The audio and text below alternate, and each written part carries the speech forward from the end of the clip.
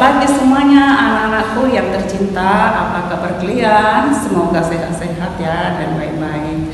Dan kita tetap bersyukur pada Tuhan Yang Maha Kuasa karena Tuhan masih tetap melindungi kita sampai hari ini dan kita bisa menyeberangi tahun 2020 ke tahun 2021. Dan selamat bertemu kembali melalui video pembelajaran hari ini. Anak-anak, sebelum kita belajar, marilah kita berdoa terlebih dahulu. Doa dimulai. Doa selesai. Adapun pembelajaran kita pada hari ini adalah relativitas. Sebagai tujuan pembelajaran, satu, bahwa gerak itu adalah relatif. Kedua, menjelaskan relativitas Newton, transformasi Galileo, percobaan Michelson-Morley, dan postulat Einstein untuk relativitas khusus. Yang ketiga, menentukan besaran-besaran fisis yang terkait dalam relativitas. Gerak relatif. Teori relativitas menyelidiki bagaimana pengukuran suatu besaran fisika bergantung pada pengamat, seperti halnya dengan peristiwa yang diamati. Suatu benda dikatakan bergerak bila kedudukannya berubah terhadap suatu kerangka acuan. Misalnya, seorang penumpang kereta api yang sedang duduk dalam kereta api yang bergerak meninggalkan stasiun dikatakan diam bila kereta api ditinjau sebagai kerangka acuan, dan dikatakan bergerak bila stasiun ditinjau sebagai kerangka acuan. Dalam menerapkan konsep gerak secara umum, kita mengenal adanya dua kerangka acuan, yaitu kerangka acuan yang diam dan kerangka acuan bergerak, sehingga semua gerak adalah relatif bergantung pada kerangka acuan yang dipilih. Dengan demikian, gerak relatif adalah gerak yang mengacu pada suatu acuan. Relativitas Newton. Prinsip relativitas Newton dikemukakan oleh Galileo dan Newton. Prinsip ini menyatakan bahwa hukum-hukum mekanika berlaku sama pada semua kerangka acuan inersial. Kerangka acuan inersial artinya suatu kerangka yang berada dalam keadaan diam atau bergerak terhadap acuan lainnya dengan kecepatan konstan pada suatu garis lurus. Untuk memahami prinsip ini, mari kita perhatikan sebuah contoh berikut. Seseorang yang berada di dalam mobil menjatuhkan koin keluar tidak memiliki kecepatan awal horizontal. Dari dalam sebuah mobil yang sedang bergerak dengan mobil sebagai kerangka acuan, menurut orang di dalam mobil bahwa koin akan menempuh lintasan lurus vertikal dan jatuh di atas jalan tepat vertikal di bawah kedudukan awal koin, seperti yang ditunjukkan pada gambar 73A halaman 166 buku fisika. Perhatikan, dalam contoh ini, menurut orang yang diam di luar mobil atau tanah sebagai kerangka acuan, koin mengikuti lintasan lengkungan parabola yang memiliki kecepatan awal horizontal. Itu sama dengan kecepatan mobil seperti yang ditunjukkan pada gambar 73B halaman 166. Transformasi Galileo. Dengan menggunakan transformasi Galileo, kita dapat memindahkan koordinat ruang dan waktu dari suatu kerangka acuan inersial yang diam ke kerangka acuan inersial yang bergerak lurus dengan kecepatan konstan. Perhatikan gambar 74 halaman 166 buku fisika paket menunjukkan dua kerangka acuan S dan S aksen, di mana S diam memiliki koordinat X, Y, Z dan S aksen bergerak lurus dengan kecepatan V terhadap S sepanjang sumbu X positif memiliki koordinat X aksen, Y aksen, Z aksen. Kita dapat membayangkan S sebagai stasiun dan S aksen sebagai kereta api yang bergerak dengan kecepatan konstan V. Mula-mula S dan S aksen berimpit. Kemudian setelah selang waktu T, S aksen berada sejauh V kali T dari koordinat S. Seorang penumpang P di dalam kereta api bergerak dengan kecepatan konstan Ux terhadap S dan dengan kecepatan konstan U aksen X terhadap S aksen searah dengan P.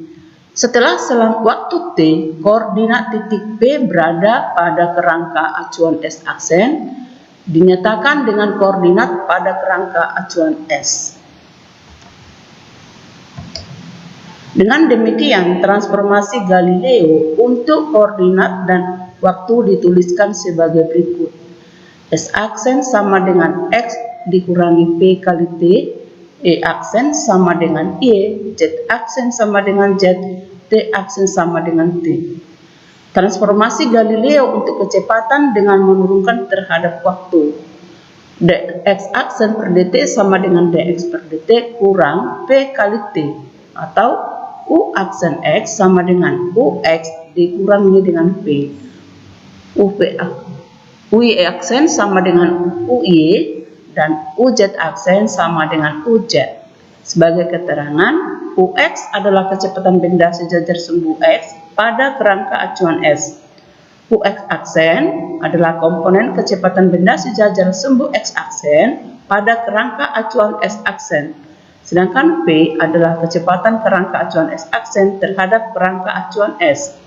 Dan transformasi Galileo untuk percepatan diperoleh dengan menurunkan kecepatan terhadap waktu, yaitu AE aksen sama dengan AX, AY aksen sama dengan AY, AZ aksen sama dengan AZ. Sebagai contoh soal, sebuah kereta api bergerak dengan kecepatan 70 km per jam. Seorang penumpang melemparkan benda dengan kelajuan 15 km per jam. Tentukan kecepatan benda terhadap orang yang diam di tepi rel kereta api jika arah lemparan A. Searah gerak kereta api, B. Berlawanan arah dengan gerak kereta api. Ya, sebagai penyelesaiannya, di sini kita misalkan orang yang diam di tepi rel kereta api kita pilih sebagai kerangka acuan S, dan kereta api yang bergerak terhadap orang yang diam di tepi rel sebagai kerangka acuan S aksen dengan kecepatan kereta api 70 km per jam. Jadi untuk A yang gerak benda searah gerak kereta api, Ux aksennya adalah 15 km per jam. Maka kecepatan benda relatif terhadap orang yang diam di tepi rel kereta api adalah Ux sama dengan Ux aksen ditambah dengan V, yaitu sama dengan 15 ditambah 70, maka hasilnya 85 km per jam. Jika gerak benda berlawanan arah dengan gerak kereta api untuk B, di sini Ux aksennya adalah negatif 15 km per jam karena arahnya berlawanan. Sehingga kecepatan benda relatif terhadap orang yang diam di tepi rel kereta adalah Ux sama dengan Ux aksen ditambah P, negatif 15 ditambah dengan 70, hasilnya 55 km per jam.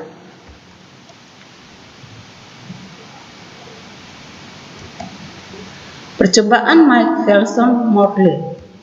Percobaan Michelson-Morley dirancang untuk mengukur kecepatan ether menggunakan interferometer. Ether awalnya diyakini sebagai medium perambatan cahaya sehingga dapat sampai di bumi. Untuk selanjutnya, percobaan Michelson-Morley dan kesimpulannya dapat dibaca pada buku fisika paket halaman 168. Postulat Einstein untuk teori relativitas khusus.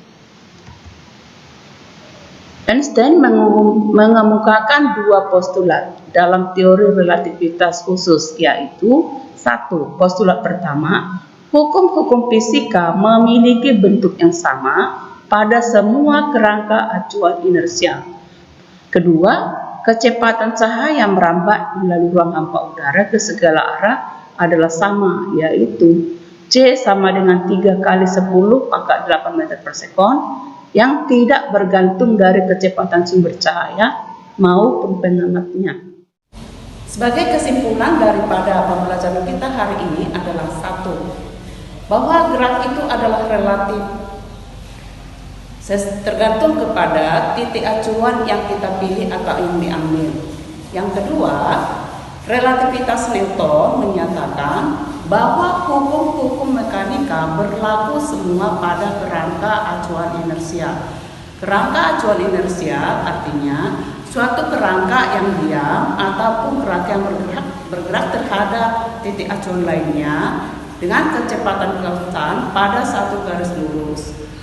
Ketiga, transformasi Galileo dapat digunakan untuk memindahkan koordinat ruang ataupun waktu dari kerangka diam ke kerangka yang bergerak dengan kecepatan konstan. Keempat, percobaan Michelson dan Morley menyimpulkan bahwa ether itu tidak ada. Cahaya tidak memerlukan medium perambatan. Kemudian kecepatan cahaya ke dalam segala arah adalah sama dan tidak tergantung kepada kerangka acuan si pengamat. Demikianlah pembelajaran kita pada hari ini, dan untuk pembelajaran berikutnya silakan dipelajari di rumah transformasi Lorentz. Sekian dan terima kasih, dan jaga tetap kesehatan supaya kita dapat bertemu kembali.